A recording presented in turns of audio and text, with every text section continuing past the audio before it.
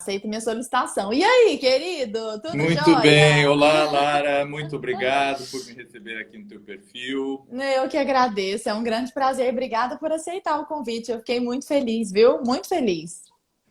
Eu digo o mesmo. Olha só, eu só vou ligar mais uma luz aqui que está meio Tá escuro bom. aqui, Pode só um ficar à pouquinho. vontade. Tá bom. À vontade. Enquanto isso, eu vou até colocando o nosso tema aqui. Vou fixando o tema aqui na live. Por quê? Estudar. Melhorou um pouquinho aqui. Tá ótimo, assim, gramática. Eu vou colocar nosso tema da live aqui. Como Maravilha. fazê-lo? Olha, a gente escreve esse porquê estudar gramática, ele acentua o porquê, que absurdo. Aqui. Imagina esse porquê de pergunta acentuado desse jeito no começo da frase, que loucura. Ai, ai. Clístenes, quem é Clístenes Hafner? Para o meu povo que está aqui. Quem é você? Por que você está onde você está? Do que você gosta? Quem é Clístenes? Conta para nós. Muito bem. Bom, Clístenes já é uma coisa assim, já definiu assim o meu gosto pela antiguidade, Antiguidade? antiguidade clássica, assim, né? Esse nome.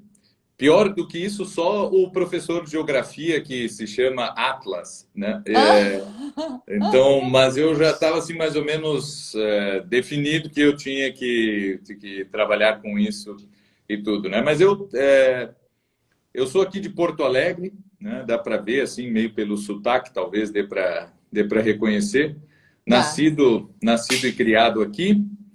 Ah, Sempre estudei música, na verdade, sim, durante a adolescência toda eu estudava só música, só queria saber de música, né? Não gostava de andar com pessoas que não fossem músicos e por aí afora, né? Não achava assim que não era gente que não interessava e tudo isso, assim como um bom Inclusive adolescente. canta maravilhosamente bem, porque eu já vi, ô voz linda, que talento, sabe? Maravilhosa. Mas né, a gente estuda e tem que conseguir, não é? Não é assim um negócio que brota assim naturalmente da pessoa.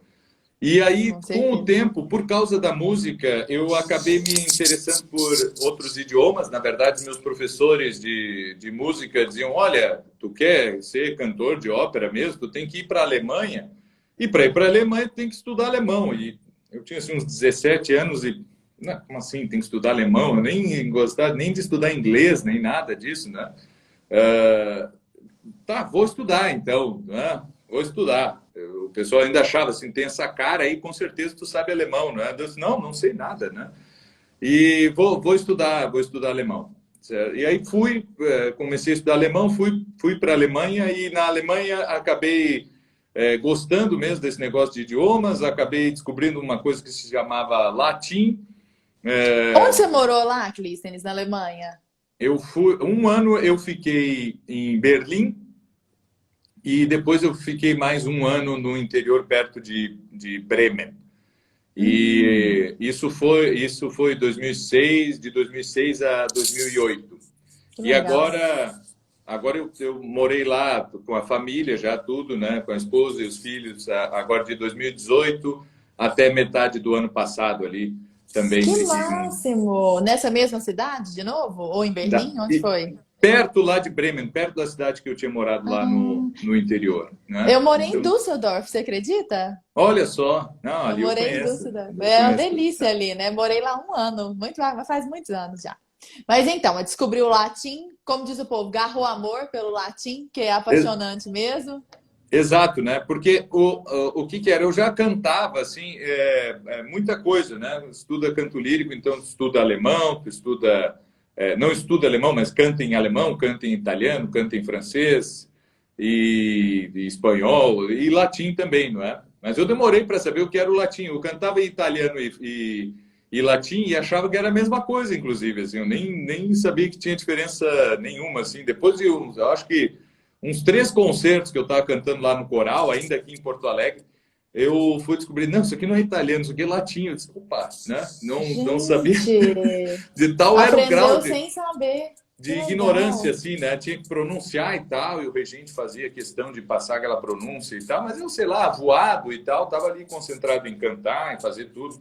né, o fraseado e tal, e não percebia a diferença que existia nos dois idiomas. Mas aí depois eu aprendi qual era a diferença, né? E lá na Alemanha ficava, né, como tem muito estrangeiro, gente de tudo que é lado e tal, ficava sempre buscando oportunidade de conversar com as pessoas naquelas línguas ali que eu já tinha tido contato, e aí pegava livro para estudar, olhava Não tinha YouTube com 1 milhão de canais para tu aprender idiomas assim na época, né? Na verdade, não tinha nenhum. Na verdade, o YouTube é de 2006 ali, quando começa a ficar mais famoso, e não tinha droga nenhuma. Né, de conteúdo assim na coisa. E o que E tinha era você uma se qualidade. virou.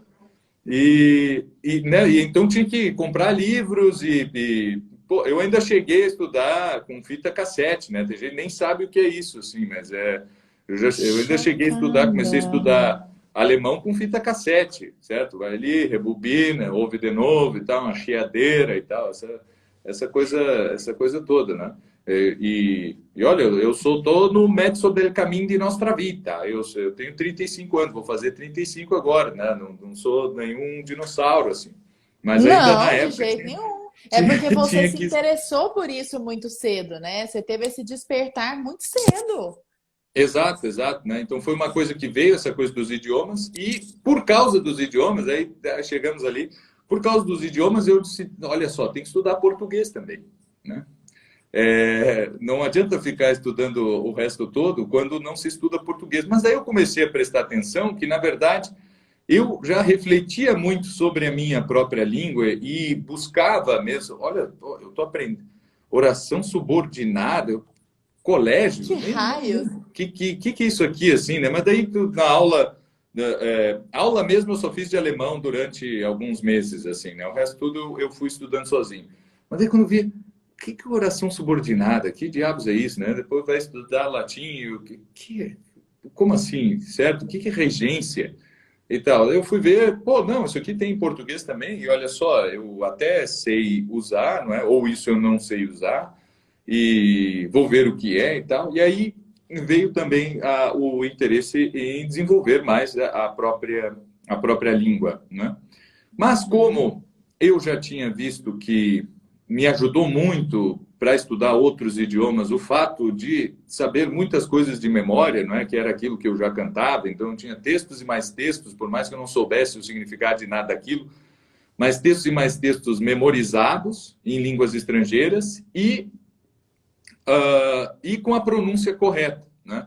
Então, ao passo que eu ia estudando aos poucos, agora eu entendi aquela frase, opa, né? De repente eu cantava uma música e, meu Deus, eu sei o que eu estou cantando, né? Não foi o fato de ir traduzindo frase por frase, olhando no dicionário. Não, fui estudando a língua e, aos poucos, aquilo que eu já tinha memorizado começava a fazer sentido, né?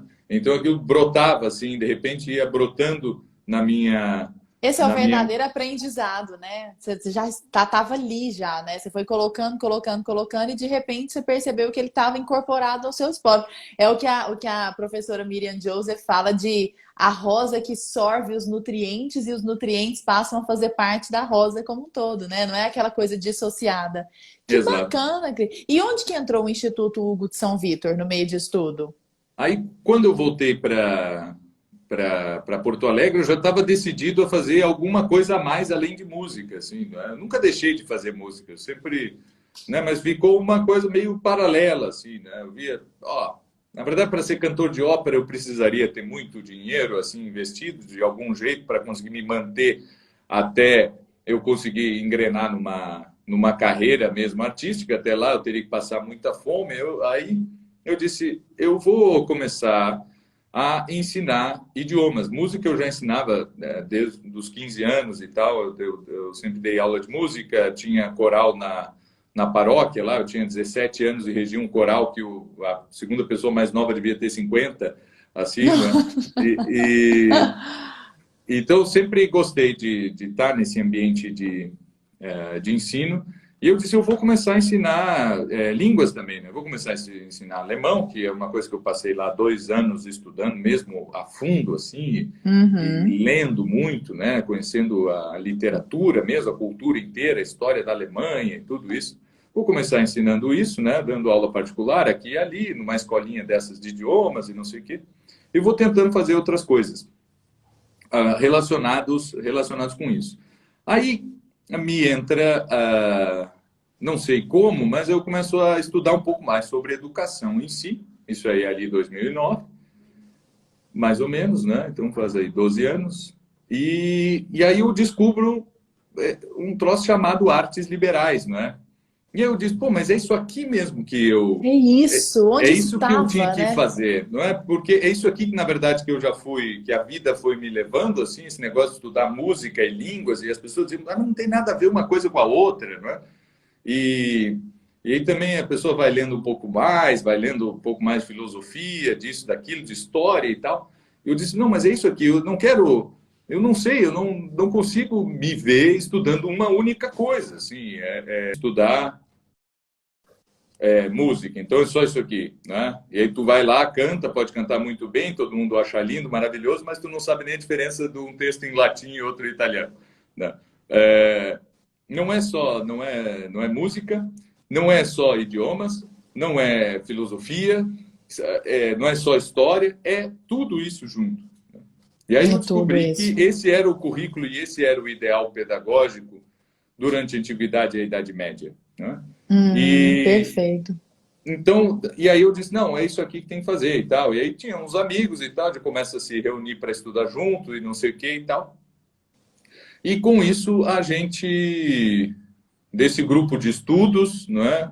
5 anos depois, o grupo de estudos começou mais ou menos em 2010, então 4 anos depois, em 2014, a gente fundou o Instituto Hugo de São Vítor, né? Mas que já tinha assim atividades. A gente chamava professor para vir dar uma aula e tal ali para dentro daquele nosso grupo, né? Isso, cada um estudava um tema e ia ensinando para os outros e tal. Era bem um espírito de confraria. A gente inclusive chamava de confraria de artes liberais, né? Esse nome Que ainda máximo. existe assim. E aí, em 2014, a gente fundou um instituto, a gente fez um evento aqui em Porto Alegre, que a gente esperava assim, ter umas 20, 30 pessoas, teve 100, aí a gente, nossa, né, Uau. e sem divulgação, né, sem nada, assim, era fazer aquele evento ali no Facebook e acabou, não paga, não impulsiona, não faz nada, assim. E veio gente de vários outros lugares, né, e Porto Alegre é longe, né, então... não é assim para o pessoal pegar um avião, vir de São Paulo, da Bahia, ou sei lá onde, e vir para Porto Alegre para participar de um evento de um pessoal que nunca ninguém ouviu falar. Assim. Mas foi Uhum. muito legal. E a partir de então, aí nós começamos aqui o Instituto Hugo de São Vítor para continuar fazendo e impulsionar mais aquilo que nós já vínhamos fazendo no grupo de estudos. Né? E é engraçado, Clístenes, parece que eu tô vendo a sua pergunta, Samuel, é uma pergunta ótima, tá? Já já a gente vai para ela, porque as coisas vão caminhar para esse rumo mesmo, naturalmente. Parece que eu percebo, Clístenes, que você tá falando, né? Pô, eu não esperava que fossem aparecer 100 pessoas lá e apareceram 100 pessoas, né? Que é isso? Que raios é esse tanto de gente que surgiu aqui do nada, pegando avião e tudo mais? E parece que eu tenho a impressão de que de uns anos para cá, e por isso que eu admiro mais ainda o seu movimento de ter feito um estudo desse, começando com fita cassete. Eu até aqui, como futura mãe, se tudo der certo, né? Não sei se isso vai acontecer mesmo, até é a primeira vez que eu falo isso em live, mas eu fico pensando assim, gente, o que que os seus pais fizeram? Ou isso era uma coisa sua? Para te despertar para ir atrás disso. Eu sei que esse não é o rumo da conversa, mas é porque eu não estou aguentando de me perguntar de onde que surgiram suas referências. Porque hoje eu tenho você como referência. Eu tenho Boeira como referência. Eu tenho Bruno, eu tenho Lucas Ferrugem. Hoje eu tenho um monte de referência. Hoje aqui a internet, esse pessoal que tá todo aqui, com certeza te tem como referência, sabe? Então assim, hoje tá muito fácil. Você quer um material, você joga no Google. Se você não acha o material de fato, né, já acha o material em si, você acha quem vai te direcionar para isso. Quer dizer, eu tô a um direct de distância de você e foi assim que eu consegui essa live. Olha que coisa mágica. Mas como você, Clístenes, lá em 2000 e bolinha, falou assim, eu vou estudar latim com 17 anos, eu vou estudar alemão, né, na verdade. Foi seu Sim. primeiro ímpeto. O que aconteceu? Não, claro, eu tenho muito que agradecer a minha família toda, assim, não é, aos meus pais, porque eu cresci, né? Não dá para dizer assim que uma família de artista ou qualquer coisa assim, né? O meu pai ele é militar, a minha mãe era enfermeira e tal, parou de trabalhar para cuidar da gente. coisa que eu agradeço muito. E, e aí eu morava dentro do quartel, assim, quando eu era bem pequeno eu morava dentro do quartel, né? Era na Vila Militar, assim, e tal. E o pessoal cantava o hino, tinha corneta todo dia, passava o dia todo ouvindo corneta, tinha banda de música, tinha isso e não sei o quê. E a minha mãe percebeu que eu gostava daquilo e ela ia cantando comigo, né? Também ia cantando ali Que alguma legal. musiquinha que outra e tal, né? Isso aí foi muito, ficou muito marcado para mim, assim, porque eu me lembro de ser posto assim, pô, canta o hino aí, canta o hino da bandeira, né? Quando eu era assim pequenininho, com 3 anos, alguma coisa assim, né? Isso aí ficou marcado para mim. Isso era uma coisa que eu gostava, porque eu via que as pessoas admiravam isso, né? E as crianças Uhum. precisam disso, né? Precisam ser admiradas assim. E isso, né? De saber a letra, de conseguir cantar, de não ter vergonha, de isso aí tudo ficou bem marcado, né? Então, se na primeira infância, isso aí é importantíssimo, fora que também ah, o meu pai tocava violão, então tinha ali instrumento em casa, eles davam instrumentos musicais para mim, assim, eu me lembro que tinha coisas simples, um tamborzinho, uma flautinha daquelas de plástico, alguma coisa assim, né? Então tinha isso em casa. Eu escutava muita história de família, não é? Por parte da minha mãe, assim, da minha avó, e mesmo a família da minha mãe, quando se reunia, contava muita história de família de imigrantes alemães, assim, e do jeito que fizeram a vida aqui, e das tretas, e não sei o que e tal, como era isso aí, né? E essa ligação com a Alemanha me era muito forte, também por coisa da família. Eu tive um avô que veio do Maranhão para o Rio Grande do Sul e que era grande referência de cultura lusitana assim na minha vida, porque ele sabia português e ele reclamava sempre da forma como as pessoas falam português aqui no Rio Grande do Sul, né? Passou assim, ele morou, sei lá, saiu do Maranhão com 20 anos, foi para São Paulo, primeiro estudou, depois veio morar aqui, morou a vida toda aqui, já não tinha nem mais sotaque, comia muito mais churrasco do que peixe, e mesmo assim ele É indignado.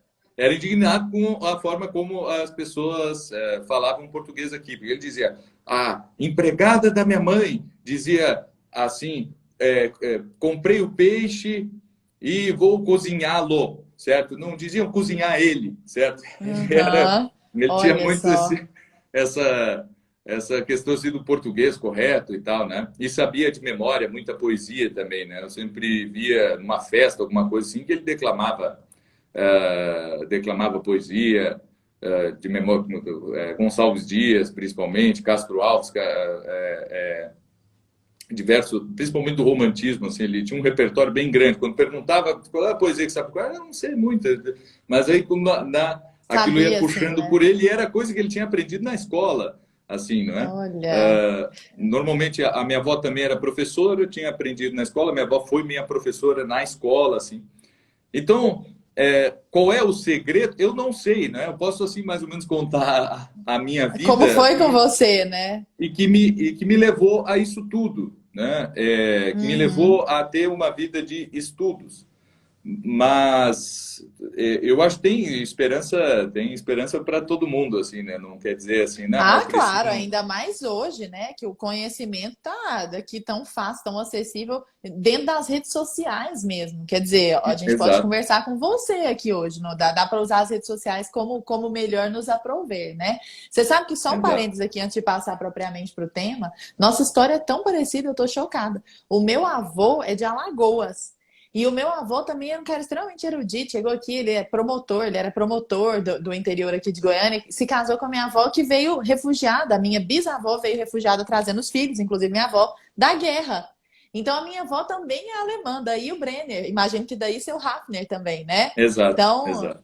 que legal. Então, quer dizer, um avô nordestino, né? E uma avó alemã, é a mesma história, mais ou menos. Só que você é do Maranhão, meu de Alagoas. Mas é muito interessante, que bacana. Foi bem parecido.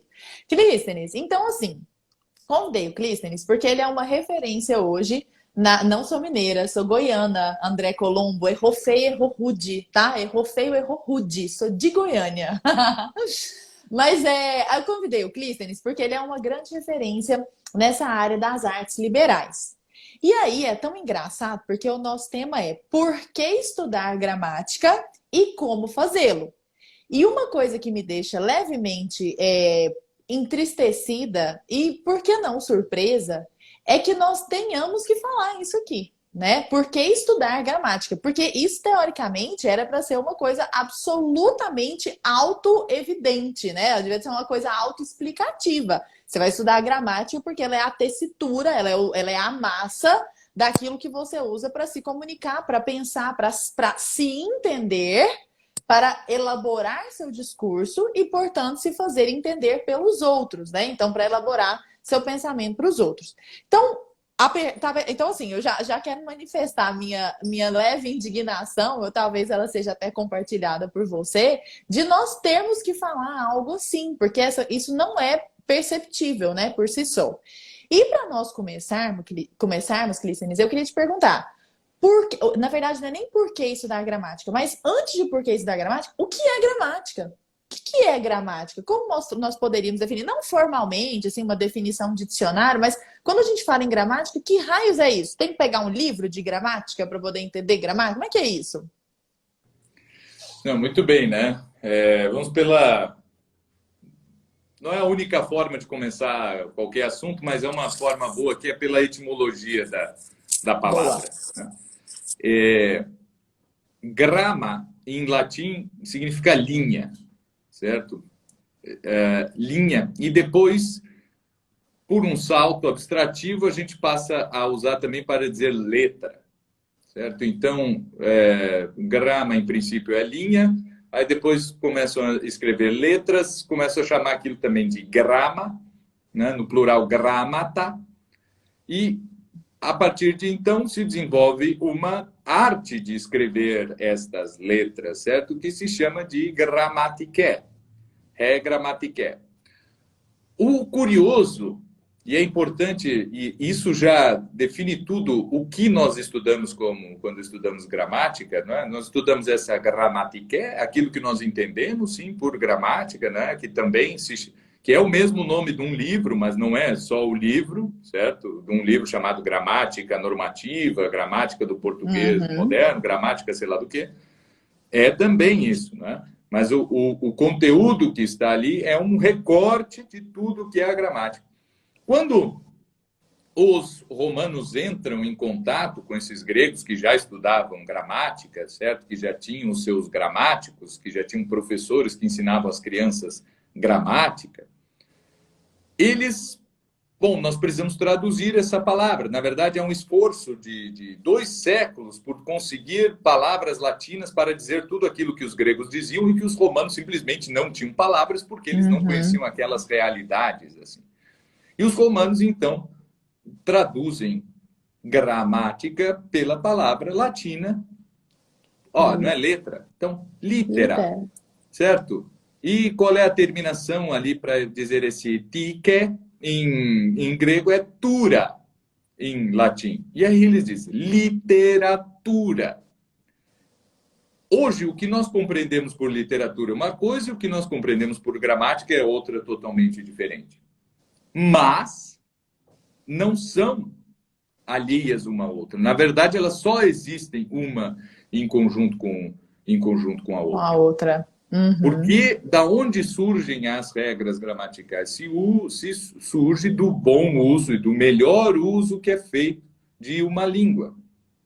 Eu vou pôr aqui na gramática porque eu tenho uma vizinha que ela diz problema, então eu vou pôr no dicionário, porque existe, não é? Claro que essa palavra existe. Claro que ela tem significado. Claro que ela obedece a todos os critérios necessários para uma palavra existir segundo a linguística, mas não segundo a gramática.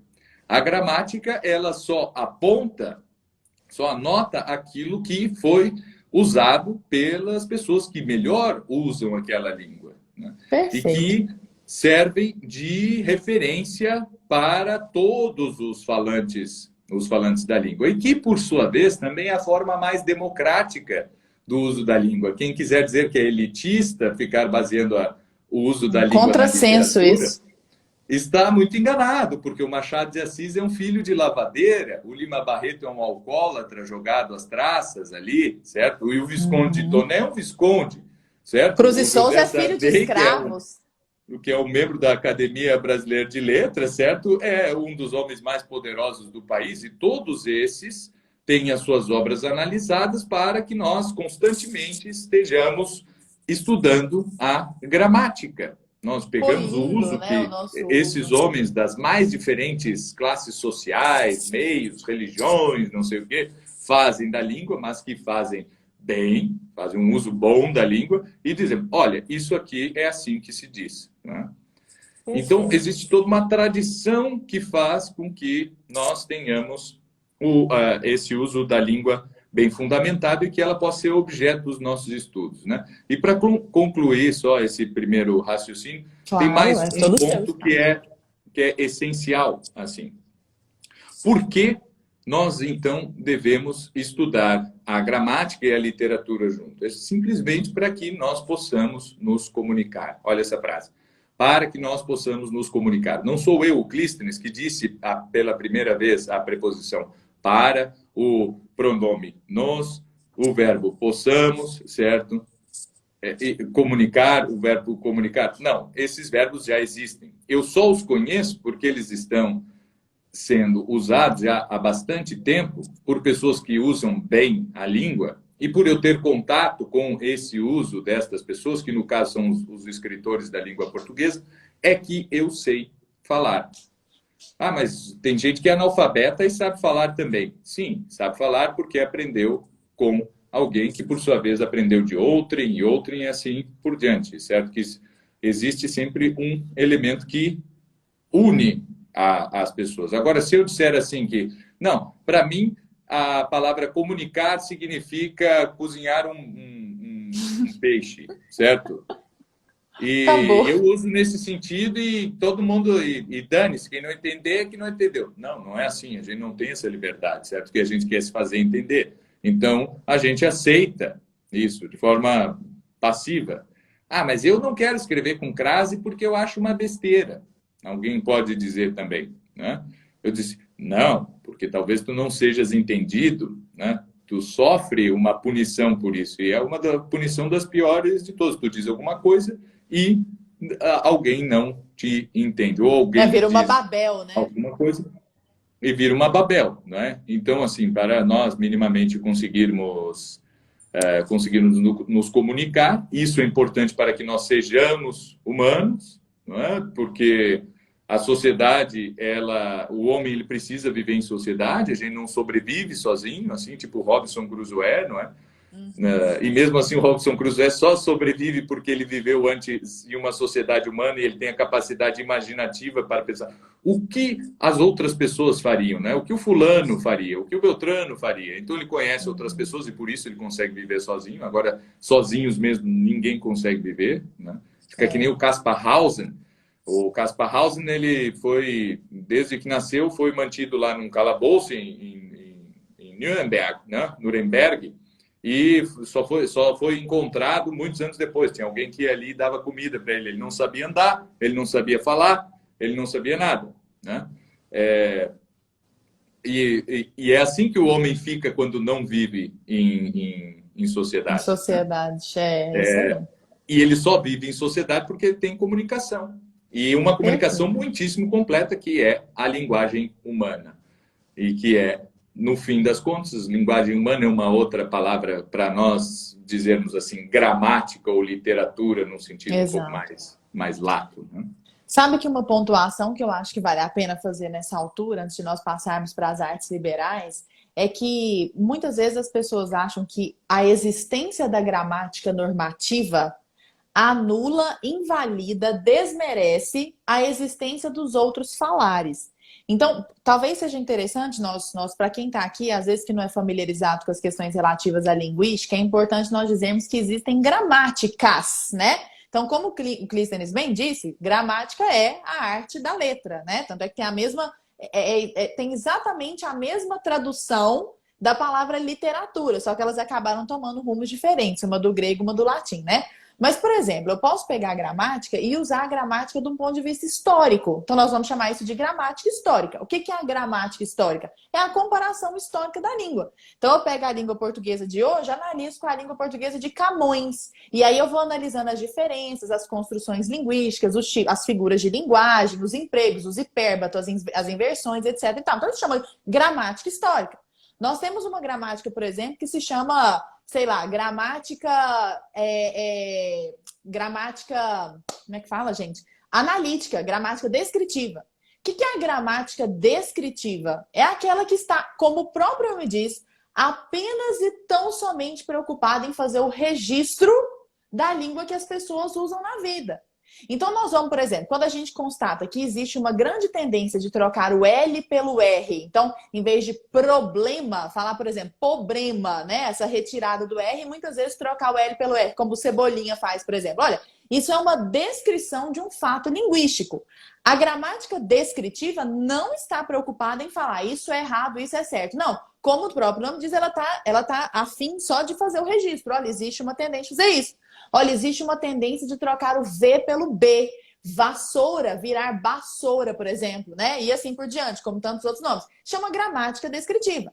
Agora, a gramática descritiva que volta seus olhos para a alta literatura, para a literatura culta, para a literatura que sabidamente é aquela que lida melhor com as palavras, que são justamente as pessoas que o Clístenes diz, Machado de Assis, Cruz de Souza, sabe? Esses grandes nomes. Quando você olha para uma pessoa e fala assim, ó, esta pessoa sabe usar a língua com maestria, essa pessoa está aqui dentro da norma culta. Aí a gramática descritiva vai descrever aquele pequeno grupo, aquele grupo selecionado. Dessa percepção de que existem padrões que se repetem, olha, então aqui sempre tem uma vírgula antes da conjunção E quando os sujeitos são diferentes, por exemplo. Olha, constatei que o Machado faz isso, que o Nelson Rodrigues faz isso, que outros grandes escritores, Fernando Pessoa faz isso, César Queiroz faz isso, e Gonçalves Dias faz isso. Então, estes grandes escritores, bom, existe aqui um padrão. A partir da descrição gramática descritiva deste seleto grupo é que surge o que nós chamamos de norma padrão. Então, talvez uma coisa interessante de falar para quem está aqui é que a norma padrão, a gramática dita normativa, que é essa gramática de norma padrão, é apenas uma das gramáticas existentes. Mas é aquela que conseguiu isso, é muito precioso para uma civilização, é muito precioso para um povo. Ela conseguiu sintetizar o que os melhores autores fazem de melhor na sua obra, né? E é aquilo que acontece de maneira mais premente, mais repetida. Por isso que é fundamental que nós tenhamos isso como um legado das pessoas que vieram antes de nós. Porque muitas vezes o jovem, né? É aquele negócio, é o bom e velho conselho do Nelson Rodrigues, jovens envelheçam. Porque é só quando a gente envelhece um pouco que a gente consegue perceber a preciosidade que é todo o tesouro deixado pelas pessoas que vieram antes de nós na nossa própria língua.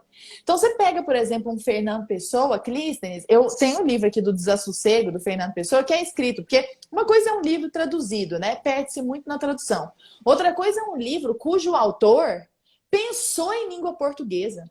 Sabe? Quer dizer, aquele cara pensou aquela estrutura, aquilo me arrepia, aquilo me emociona. Quando eu olho para aquilo e falo assim, o que é isso? Gramática normativa é a coisa mais arbitrária do mundo e não tem nenhum sentido, etc. E tal. Quer dizer, eu estou diminuindo o legado das pessoas que vieram antes de mim, né? Então talvez seja muito interessante. E veja você, né, que a própria origem da gramática normativa, e aqui eu já te lanço a bola de volta, a gramática normativa não é criada em laboratório.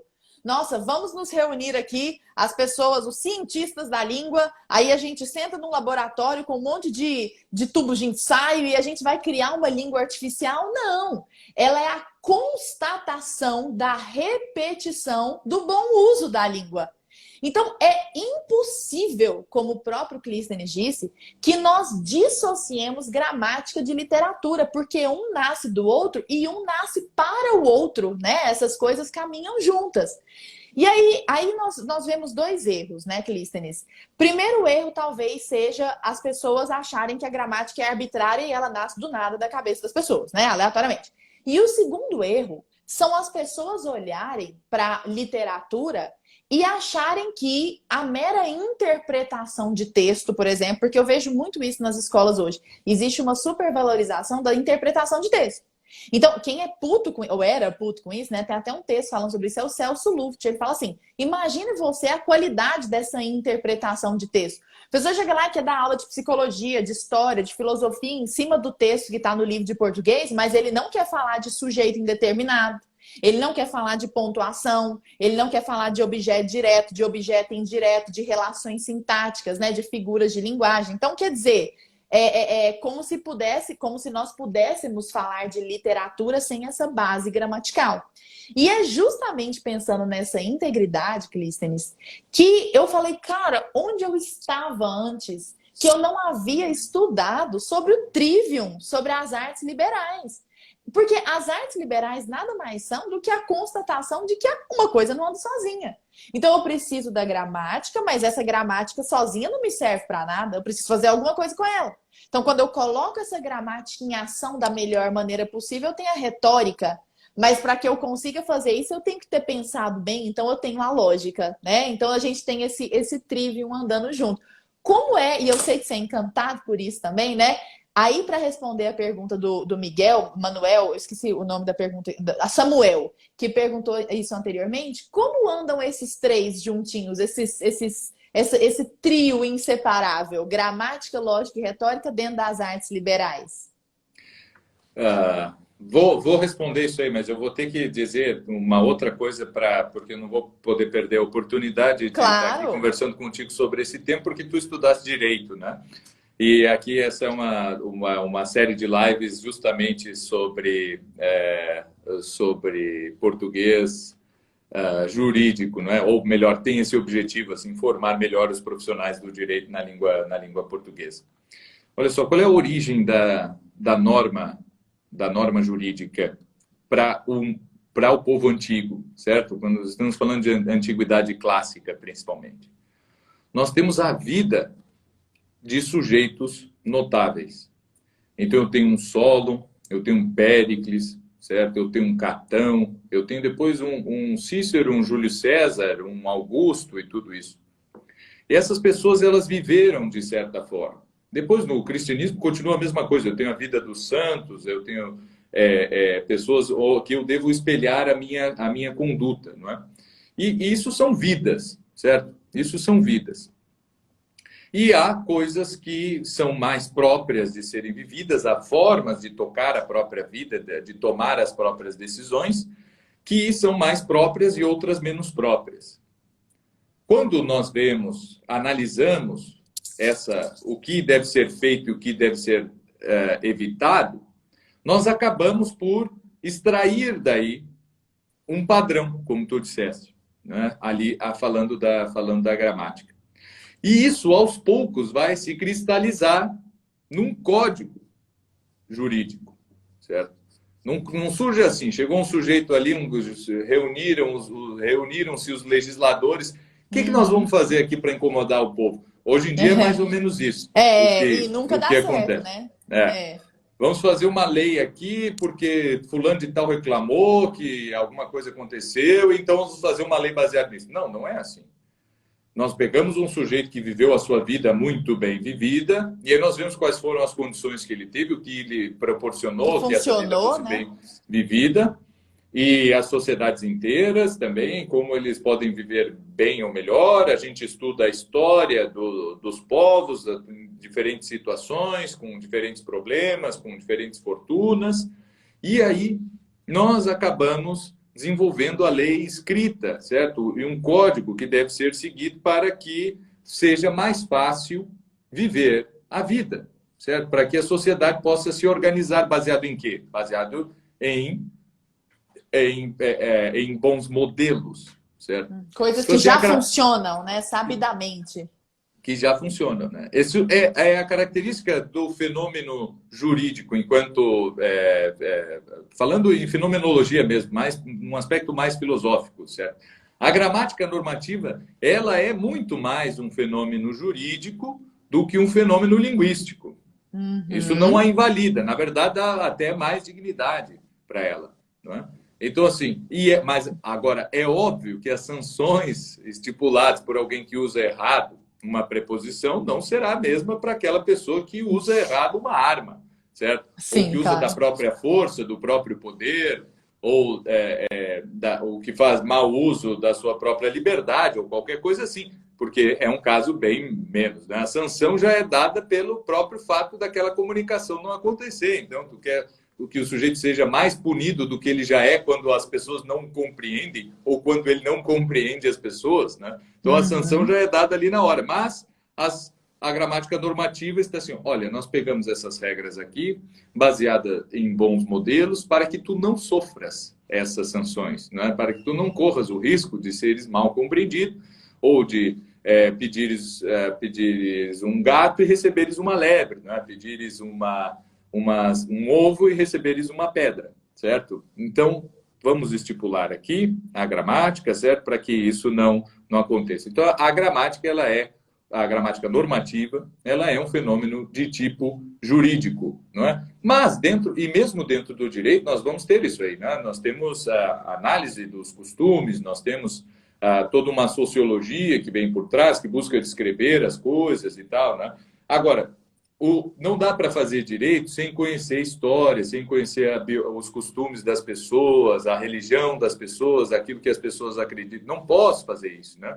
Não é à toa que o pessoal diz assim, não, para aprovar uma lei, eu não posso ir contra a vontade do povo. Não dá, certo? Isso aí é tirania. Né? Não dá para fazer assim. Não, ó, vamos proibir banho de praia no Brasil e tal. Assim, não dá, certo? Ah, não, mas tem um motivo maior. Não tem, Não certo? tem razoabilidade, né? Não tem razoabilidade. Uma coisa depende, né? É óbvio, pode proibir dentro de uma sociedade islâmica de beber vinho, porque eles já estão há séculos sem beber vinho por uma questão religiosa, muito antes de ter uma questão jurídica propriamente dita nos termos que nós utilizamos hoje, né? Então tem coisa que é bem mais antiga que isso, né?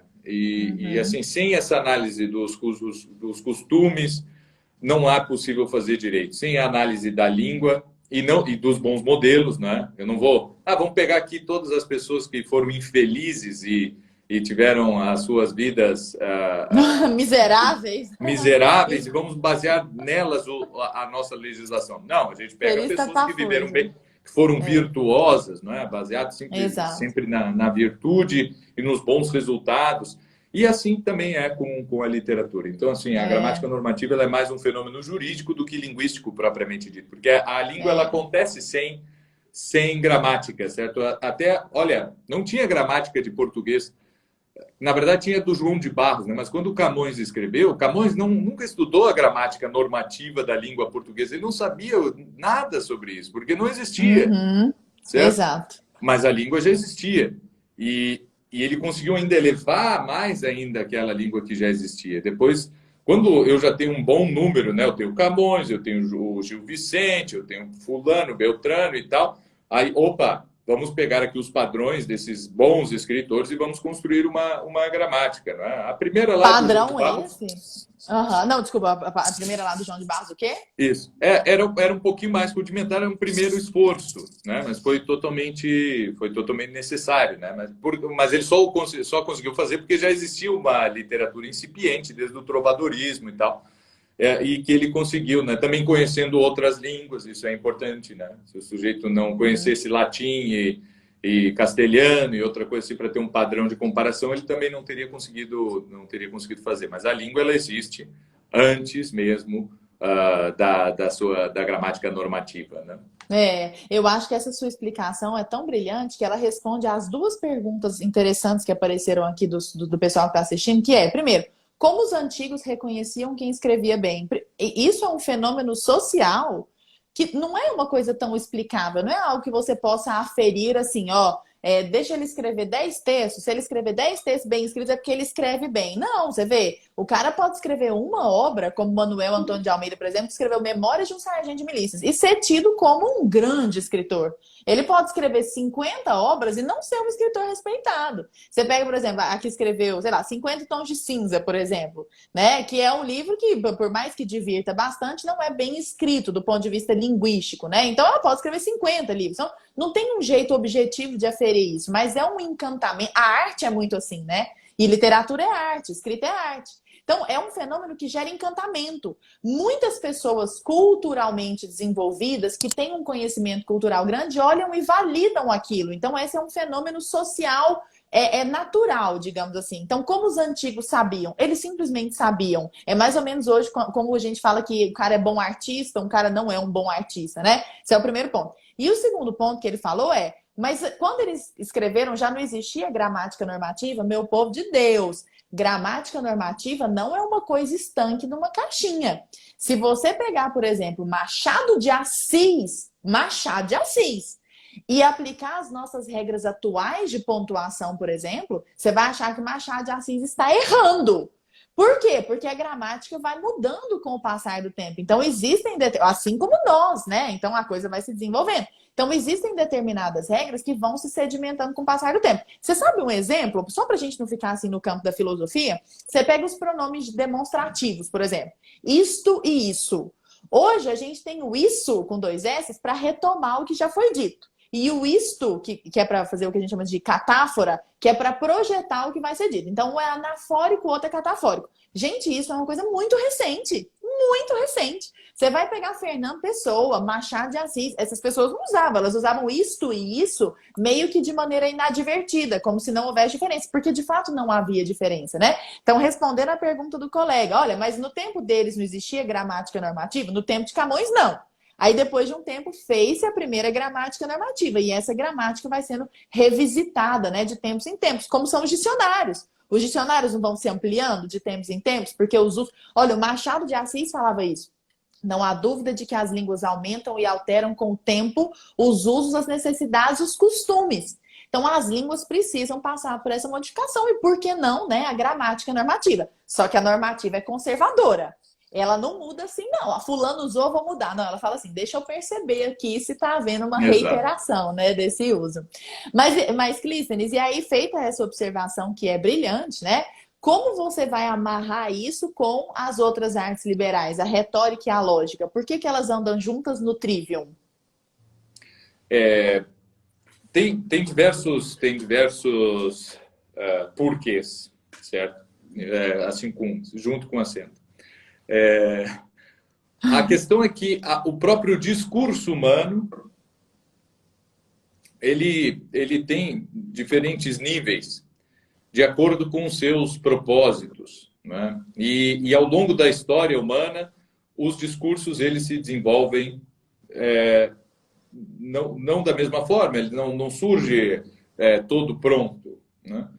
Então, a primeira coisa que nós observamos é que o discurso ele começa a ser memorizado e as pessoas conseguem ter um texto de outrem e a fala de outrem como referência a partir da poesia, certo? A partir do verso. E não basta ser um verso que eu vou explicar como fazer como assar um pato na brasa, certo? Porque isso aí não é um tema muito elevado, assim, não é? Os discursos que realmente são memorizados são os de vital importância e que são perenes, certo? Porque daqui a pouco, sei lá, o pato entra em extinção e já não vou mais cozinhar pato, então isso aí não importa muito, né? Agora, há coisas, assim, que valem para sempre, assim, que podem passar gerações e gerações e sempre vai ser muito bom que estes textos sejam conhecidos, certo? Isso é daí que surge a poesia. Então, quando a gente fala de amor, quando a gente fala de Deus, quando a gente fala de ódio também, de concórdia, de discórdia, de harmonia, de guerra e de paz, isso tudo é bom ser conhecido, né? São temas perenes. E como vamos fazer, então, para que as próximas gerações aprendam tudo isso de memória? Eu faço o inverso, porque o verso, pela sua própria característica sonora, ele faz com que eu memorize tudo aquilo muito mais fácil, né? Tenta memorizar 2.000 palavras em prosa e 2.000 palavras em verso, né? Tu vai precisar de 20 avos ali do tempo necessário para memorizar em verso, porque de memorizar em prosa é muito difícil, né? Eu não tenho aquela questão sonora ali tão presente como eu tenho no verso, né? Fora que o verso é musical, ele nasce junto com a música, a gente já canta a poesia, assim, falar a poesia, dizer só a poesia, assim, quase sem melodia, é uma coisa muito nova, né? Mas então, esse é o primeiro aspecto, e aí está o início do estudo da linguagem, né? Nessa memorização destes textos, certo?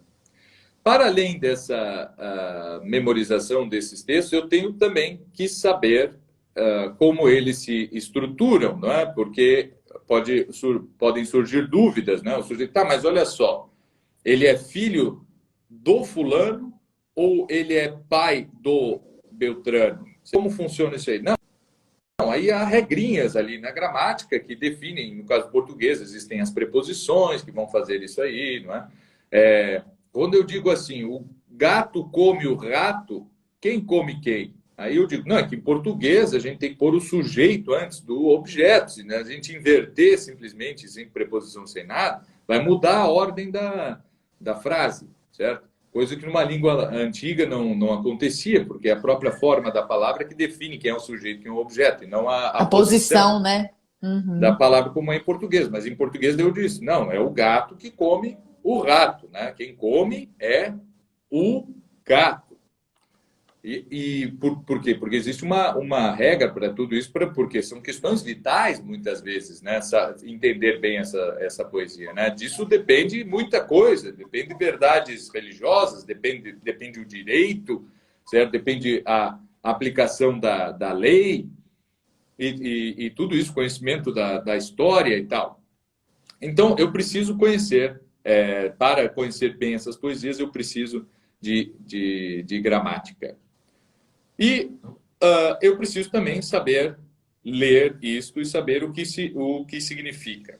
Mas isso aí já começa a ficar um pouco mais complicado, né? Interpretar as coisas, saber trabalhar com as figuras de linguagem e não sei o quê, isso aí já fica um pouco mais complicado, é um segundo momento. Quem não aprendeu direitinho ali como usar as palavras, tem que se dedicar um pouco mais antes de tentar descobrir tudo aquilo que elas significam, né? Mas, com o tempo, né, se percebe que é possível usar essas mesmas palavras da poesia para convencer as pessoas e não simplesmente narrar as Contar coisas. histórias. Contar histórias que são neutras, não é? Assim, o sujeito pode ouvir a Guerra de Troia e ponto, né? Ele escuta aquela história, tá, até memorizei. Tá, e agora o que tu vai fazer com a tua vida? Nada, certo? Mas e por que tu fizeste isso? Não, porque eu me engrandeci conhecendo essa história. E com certeza isso vai me ajudar a tomar as decisões durante a minha vida, né? Aqueles feitos daqueles heróis irão me inspirar a ser virtuoso, a ser corajoso e tal, né? Mas tem um momento em que eu preciso convencer as pessoas. E é uma questão também de vida ou morte, né? Porque, por exemplo, é o exemplo que eu dou assim, imagina que nós estamos numa tribo de índios, certo? Uma tribo bem primitiva, a gente não tem grandes tecnologias, grandes coisas, e vejam as situações humanas aqui, né? O sujeito vai numa certa direção caçar, e aí ele vê que aquela região está tomada por lobos e tal, e feras ali muito perigosas. Ele volta correndo, né? E diz, olha, lá tem feras muito perigosas, não vão para lá, certo? Isso convence alguém, simplesmente em dizer isso, né? O ser humano não é assim. O ser humano ele vai dizer, eu acho que ele tem alguma coisa escondida lá que ele não quer, que ele Vou está lá. contando historinha, né? Então pode acontecer duas coisas. Realmente tem as feras ou ele está mentindo. Pode ser que não seja a verdade. Nas duas situações, tanto ao dizer a verdade quanto a mentira, ele precisará convencer as pessoas de que aquilo é verdade ou é mentira, certo? E se for mentira, fica mais difícil ele convencer. Assim, se desenvolve tanto uma forma de convencimento das coisas para a verdade, quanto uma forma de descobrir a mentira no discurso alheio, não é? Quando o discurso é inconsistente. E, aos poucos, né, vai se desenvolvendo essa arte da persuasão, em convencer o outro de algo, né? E se percebe que há formas de convencer que são melhores e outras são piores, né? Algumas funcionam, outras não funcionam, né? Uma das mais antigas figuras que nós temos, assim, argumentos retóricos que nós temos é o chamado córax, né? Só para ilustrar um pouco isso aí que eu tô falando. O que é o córax? O córax é o sujeito assim que foi acusado de ser assassino. Tu mataste, né? Tu, José, mataste João. E todos nós sabemos que tu sempre odiaste a João, José, né? Tu odeias João e por isso nós te acusamos, foste tu que o mataste. E aí tem o córax. O córax diz assim: olha, eu sei que vocês sabem que eu o odeio. E é por isso que, mesmo eu tendo vontade de matá-lo, eu não matei, porque eu tinha certeza que eu ia ser o primeiro acusado. Isso faz com que muitas pessoas depois odeiem muitas pessoas, expressem muito esse ódio e aí a matem para dizer assim, para usar esse argumento de forma contrária. Então o sujeito vai dizer assim, né? Não, mas eu seria o último a querer matá-lo porque eu tenho certeza que eu ia ser descoberto, porque eu já o odiava tanto, né? Então é um looping que vai dando ali de argumentos assim. Então já que eu odeio, não fui eu, certo? É uma conclusão meio ilógica, mas que muitas vezes termina com os casos e é usado até hoje esse argumento assim, né? Muitas vezes o advogado vai lá e usa um córax, né? Ah, mas foi fulano que roubou bilhões, desviou bilhões da saúde, não sei o que. Eles, lá no Mercador de Veneza tem isso, né? No Mercador de Veneza tem isso, certo? Mas o sujeito não vai assim, eu que sou o secretário da saúde, vocês acham que eu roubaria todo esse dinheiro? Todo mundo ia desconfiar de mim, com certeza não fui eu, certo? Mas, na verdade, foi. E ele se baseou nesse fato, né? Porque a linguagem possibilita isso, para poder cometer o crime. Olha, eu vou roubar. Quem vai ser a primeira pessoa a ser acusada? Eu mesmo. Então, eu vou usar esse fato para dizer que não fui eu. Olha, não fui eu. Porque se eu tenho medo de roubar, porque eu seria o primeiro suspeito, então não fui eu, certo? E muitas vezes isso aí já convence todo mundo. Talvez não convença o juiz ou o júri ou qualquer coisa assim, mas a maioria das pessoas... Imagina eu que realmente tenho todo aquele dinheiro na mão, teria condições de fazer todo esse roubo. Vocês acham que eu, que sou o principal suspeito, iria fazer isso, né? Com certeza foi outra pessoa que eu não sei quem é, né?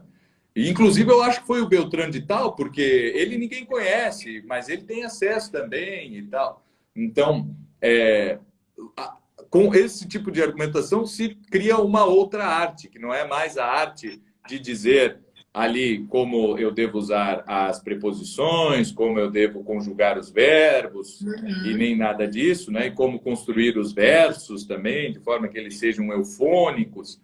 Mas não, ela é uma arte de argumentar, né? É de associar toda essa linguagem, né, abstraída da própria realidade para, inclusive, modificar a realidade, né? Isso não é um mal em si, porque quando é para usar para a verdade, quando é o sujeito lá da tribo que realmente quer que as pessoas não...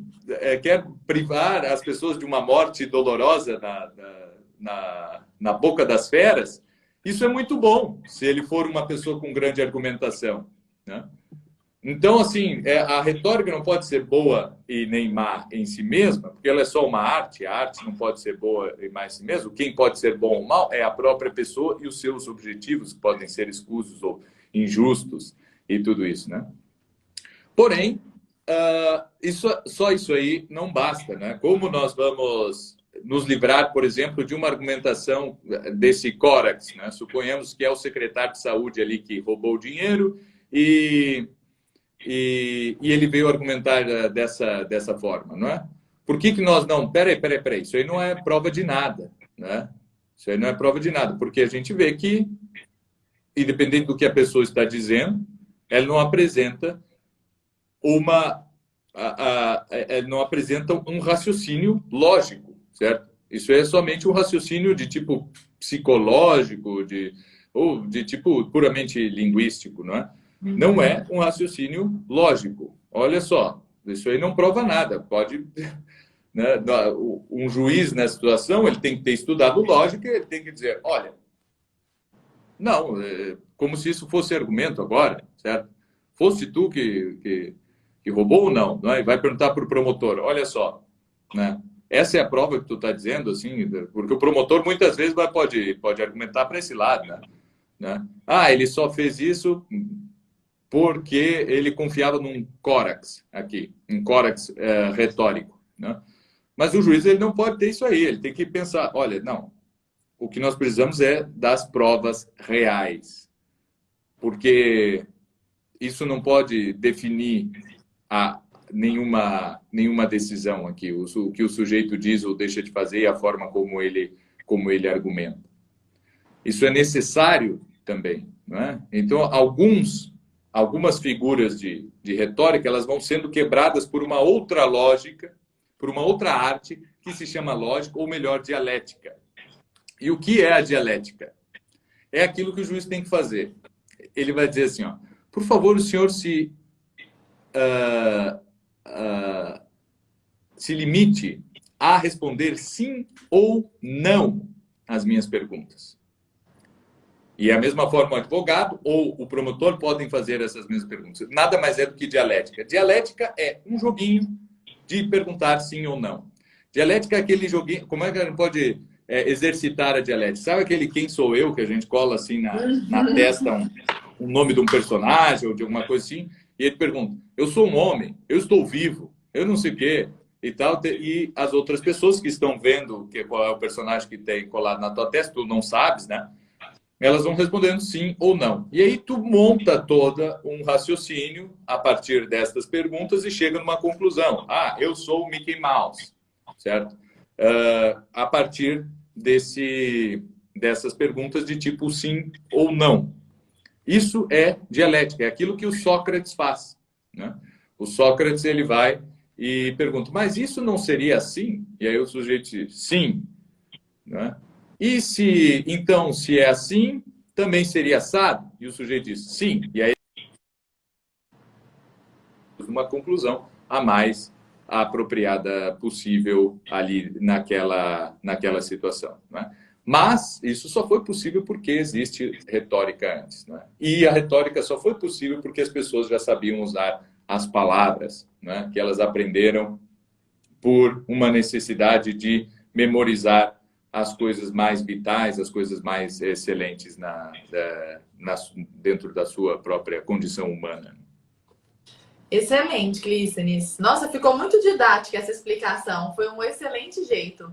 Aliás, pessoal, para quem está aqui, o Clístenes tem um curso. Você só tem aquele curso, né, de literatura na Brasil Paralelo? Não, aqui no Instituto, na Brasil Paralelo, tem dois na cursos Brasil Paralelo? mesmo. Ah, Tem dois? cursos. Eu só Tem vi um que é de formação literária, assim, onde eu pego ali 5 ou 6 livros, não me lembro. Camões, Hesíodo, Homero, Virgílio. E eu acho a Bíblia, né? O Gênesis. Ah, sim. Sim. Esse curso é sensacional. Só um parênteses aqui para contar pro pessoal. Tá vendo essa didática do Clístenes aí? Ele usa essa didática para te contar a história de Ulisses. É muito, muito bacana. Fica uma coisa extremamente próxima da nossa vida, né? Achei assim fantástico. Foi muito enriquecedor aquele curso, Clístenes. E tem os cursos no Instituto Hugo de São Vitor também, né? Exato. Aí já fica o merchan aí, Instituto Hugo de São Vitor, sigam aqui no Instagram, que estamos ali sempre. Ô, Clístenes, sinceramente, eu queria conversar mais, mas já tem 1h10 de live, a gente podia marcar uma parte 2 dessa live, de verdade. Vamos, não é uma boa ideia? Não, com certeza, com certeza. Eu então, fico aí sempre à disposição, eu acho que tem muita coisa para falar mesmo, assim. Muita coisa.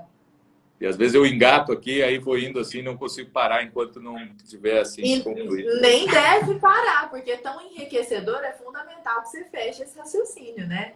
Não, maravilha, muito obrigada. Pessoal, para quem tá aqui, ó, nós temos 60 pessoas. Essa live com o Clístenes e outras lives também, né? São 11 lives no total. Fazem parte, todas essas lives fazem parte de um circuito de lives que está acontecendo. Começou na sexta-feira passada e vai até quinta-feira próxima agora.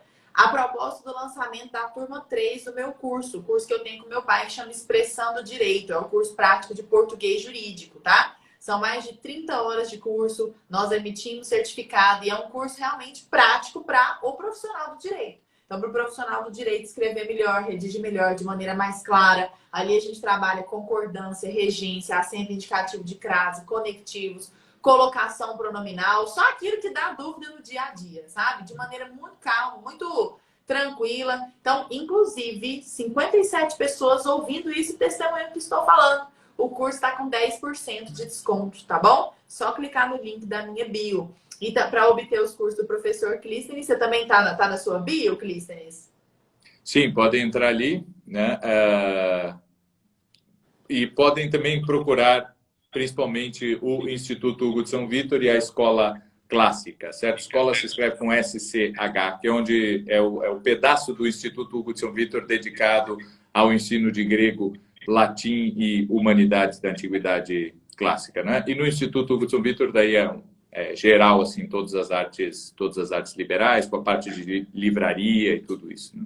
Serei aluna da escola clássica, não tenho a menor dúvida, é só uma questão de tempo.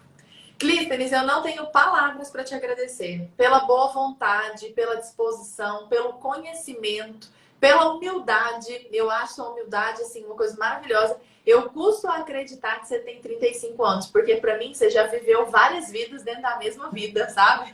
É uma coisa absurda. Eu aprendo muito com você e espero continuar aprendendo muito ainda, viu? Muito, muito, muito obrigada. De todo o meu coração mesmo.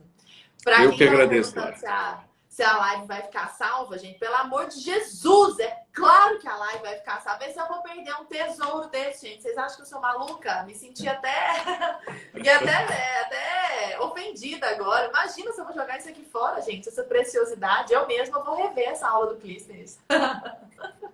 Clístenes, e conte comigo, viu? Para o que precisar, se precisar de qualquer Igualmente. coisa também. Muito obrigada. Igualmente. Sempre às ordens. grande... Muito obrigado, Lara. Muito obrigado a todos que estiveram conosco aqui até o final. Aos outros que saíram também, muito obrigado mesmo assim, não é? Mas é sempre um prazer falar desses temas que são tão apaixonantes. Teve várias perguntas ali, algumas muito boas que eu vi e que, enfim, a gente emenda aqui, é difícil de responder tudo. Na verdade, cada uma das perguntas ali já dava para fazer mais 2, 3 lives, assim. Exato. Mas eu acho que o pessoal estava entendendo bem. As perguntas iam todas numa linha positiva, não tinha nenhum absurdo ali. Então, vocês gente, que perguntaram, vocês estão no caminho certo. É mais ou menos isso. Clístenes, um grande beijo. Muito obrigada, viu? Até a próxima. Até a próxima. Tchau, gente. Obrigada demais. Até mais. Tudo de bom.